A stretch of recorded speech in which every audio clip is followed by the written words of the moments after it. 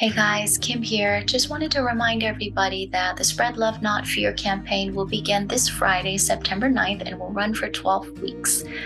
Again, this is an EM-led rally, and we're calling all TLC members to join together and jumpstart a lifestyle of personal evangelism.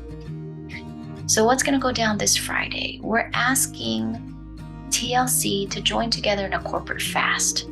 Aim for a 24-hour fast, if physically possible, abstain from food and media, and refer to Tony's video last week for instructions on how to fast. So some people have expressed hesitation in participating, and I wanted to address that for a short bit. I'd like to say, please don't think of this Spread Love Not Fear campaign as some sort of program where you have to put aside a certain time commitment or we're expecting a certain attendance, but rather think of Spread Love Not Fear as an initiative to realign our intentions and priorities with the Great Commission. And what we're asking TLC to do is just to give God the space and the time to work in whatever our life context may be, whether we are a student, whether we're in the workforce, whether we are at home or in our neighborhoods, just being intentional about that. So I'll give you a personal example. For me, most of you guys know that I am a full-time pharmacist and I work at home. I also have children. So what I did last year was I would drive my daughter to school, drop her off, and then drive back home, log on to work. This year I wanted to try something different, and when I drive her to school and drop her off, I actually set up my workstation at a nearby Starbucks. And what this did was God gave me the opportunity to connect with two older men, one named Russell, one named Steve. I got to know them a bit. I got to share the gospel with them. And because they're regular Starbucks customers, I see them every morning and we have this exchange. I'm continuing to build a relationship with them.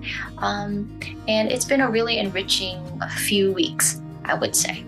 That's just one minor adjustment that I made where God was able to unravel the rest and arrange it so that our encounter can be meaningful and gospel-centered. So I wanted to highlight that I didn't have to quit my job. I didn't have to become a full-time missionary or commit to attending seminary classes about evangelism.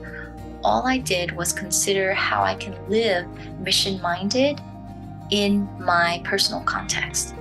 And then again, God unraveled the rest. So now I want to direct your attention to the best example of missional living, and that's of course with Jesus. So we're going to look at John 4:1-45, where Jesus encounters a Samaritan woman at the well. Note, if you grew up in the church, this is a very familiar passage, but I do encourage you to slow down, read through it, meditate on it, because it is very rich.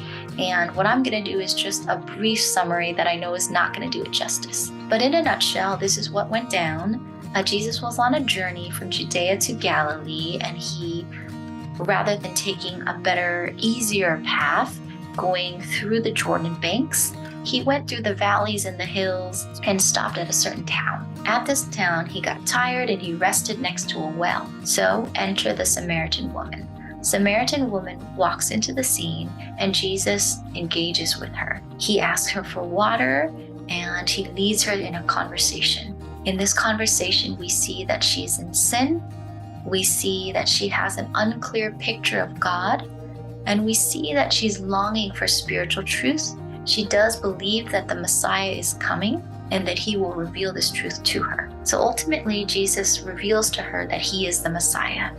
She at once drops everything she's doing. She runs back to the town. She tells the town folk who she encountered, and then they in turn run back, see Jesus for themselves, and come to believe. Meanwhile, the disciples who were getting food came back, and they were worried about Jesus being hungry. And Jesus replied to them, "My food is to do the will of the one who sent me." And then the following verse, he said, "Look, I tell you, lift up your eyes and see. The fields are white for harvest." So there's a lot to chew on in this passage, but the three takeaways I'd like us to contemplate on are, one, doing God's will was Jesus's priority and his sustenance. Number two, all this happened all the people coming to believe started with one encounter, with one person, and with one conversation, because Jesus lived on mission. And then number 3, there are many souls longing for spiritual truth and rest. So final notes, will you TLC step out into faith and step out in obedience, allowing yourself to be used by God in whatever context you find yourself in? You never know what can happen and the downstream effects that a prayerful and intentional conversation may have. So may we, as a community, step out in faith and obedience and engage with people. May we live life with the mission of reconciling the lost back to Christ. All right, that's all, guys. I hope to see you Friday. And again, reminder, start your fast this Friday. All right, take care. Bye.